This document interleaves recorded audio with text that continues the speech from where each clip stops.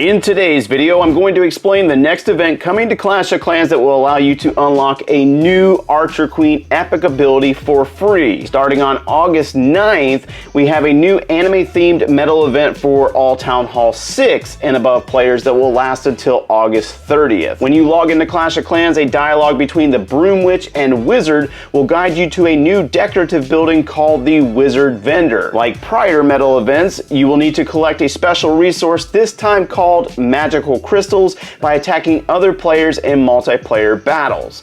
According to the developer build, the magical crystals come from attacking and destroying wizard towers, but the amount that you obtain per raid may vary depending on when you start the event. So what you see in this video might not be the amount that's offered when this thing goes live. During the event, there will be a rewards track with two different tiers that requires the collection of 16,000 magical crystals for you to fill, or you can simply gem at finish to reach the bonus track.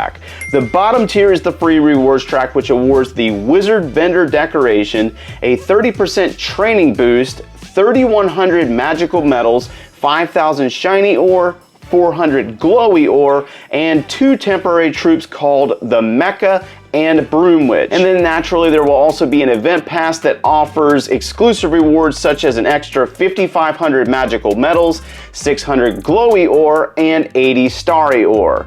That pass will likely cost $4.99 like ones in the past. There will also be a bonus track where you can continue to collect 8,000 more crystals to unlock 650 more magical medals. Alright, so let's explore this event just a little deeper. We got 24,000 total points to complete both the rewards track as well as the bonus track. 650 of the magical medals will come from the bonus track, and then 3,100 of the magical medals will come from the rewards track itself. Now, when you first start this thing, before you unlock the temporary troops, you're going to need to use an army that's going to be able to clear wizard towers. So probably a 3-star army, or just using heroes, or however you choose to do it. Let's go ahead and take a look at some of these temporary troops, starting out with the M.E.C.H.A, which is going to require 1,000 of the crystals to unlock. And this troop is actually a defensive targeting troop. I was wrong in the event when I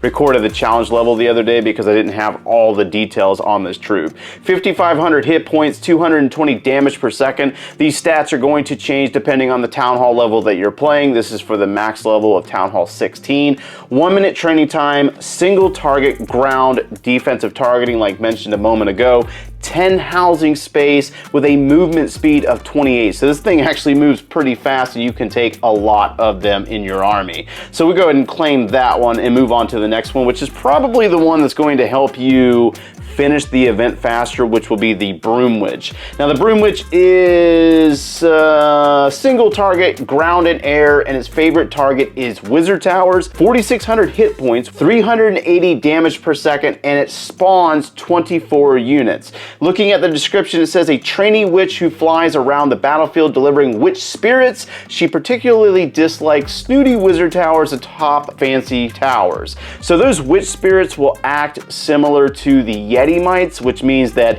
as the Broom Witch travels targeting a wizard tower and she's attacked, she will release these witch spirits that's going to target defenses and damage them around her. So all in all, as a free player, 3,750 of the magical medals that you can collect and use in the trader tent. There is a special tab for this one, just like previous events, called Anime Clash. The first reward will be the brand new Archer Queen epic ability called Magic Mirror. And Magic Mirror is actually a really cool item in the sense that it summons clones of the Archer Queen for a period of time. So let's take a look at some of the other rewards that are offered here. Naturally, most of you are going to probably go for the Magic Mirror, but then there's a special statue for the giant, which is kind of tripping me out. That's going to also cost 3,100 medals, so that's going to probably cater more to the people that choose to buy the event pass. There's also offers for starry ore, glowy ore, shiny ore, and then there's 2 other exclusive decorations here in the cherry bonsai tree, as well as the chibi archer.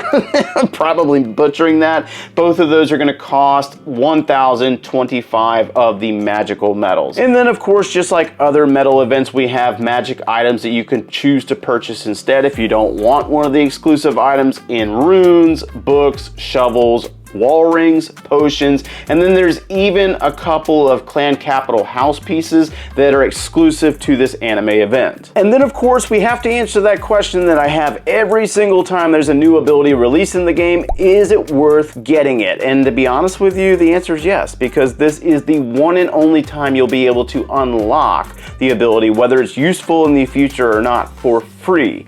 After that's going to be 1,500 gems to unlock the ability in the trader tent, like all the other abilities that you might have missed in the past. So when we jump into the stats regarding the magic mirror at level 27, which is the maximum level for Town Hall 16, it does clone the Archer Queen 2 times with a 1-second invisibility when you first initiate the ability, 30-second time limit that those clones will be available to run with the queen, and then the damage per second and the health matches the level of the Archer Queen. So 765 points and 3216 for a level 95 Archer Queen, and it also adds some health recovery and hit points to the queen herself. And then before we get into the attack, there was one thing that I did overlook and forget to mention, is that if you are a Town Hall 6, you should be able to claim the Archer Queen's epic ability, but naturally you're not going to be able to use it until you unlock the blacksmith at Town Hall 8, and then when you get to Town Hall 9 and unlock the Archer Queen, then you should be able to equip that ability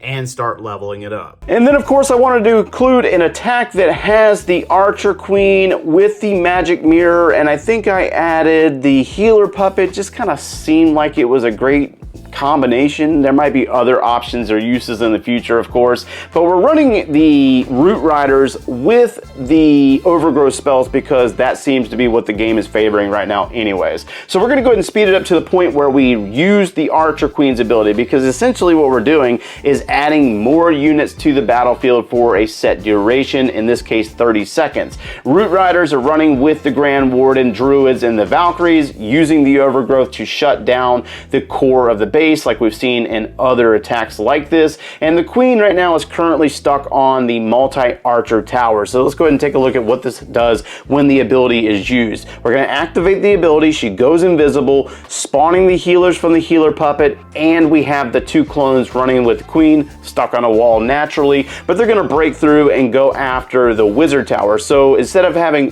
1 queen, we have 3 queens targeting different units, taking down the wizard tower, clearing some skeletons here, finding a giant bomb, clearing an archer tower, and they kind of split off and target different buildings in this section. But I mean, Root Riders, what can you do? So that's just an example. I'm not going to say that this necessarily is going to be a super OP equipment just yet, because there's really no telling which direction the meta is going to go. But let us know down in the comments below what you think about this new ability.